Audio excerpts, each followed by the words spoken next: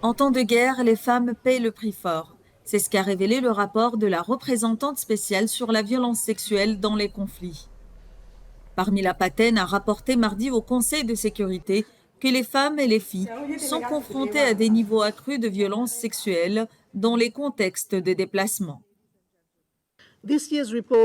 Le rapport de cette année, Monsieur le Président, met en lumière un niveau sans précédent de violence meurtrière, utilisée pour faire taire les survivantes à la suite d'une agression sexuelle. En 2023, des informations faisant état de victimes de viols tuées par leurs agresseurs ont fait surface en République démocratique du Congo et au Myanmar, démontrant la nécessité de renforcer les capacités médico-légales, les enquêtes et les processus de responsabilisation qui garantissent la protection des victimes et des témoins.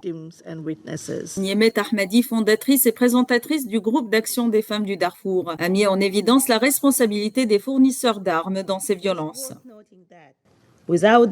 Sans la prolifération des armes, les niveaux de violence sexuelle que nous constatons actuellement au Soudan n'auraient jamais été atteints. Comme l'a signalé votre expert, les parties belligérantes au Soudan et leurs alliés extérieurs ont continué à violer l'embargo sur les armes imposé par le Conseil de sécurité au Darfour. Au Soudan, depuis le début de la guerre, les violences sexuelles se sont généralisées et sont utilisées comme un instrument de guerre, selon les experts de l'ONU, qui exigent que les auteurs de ces violences soient poursuivis.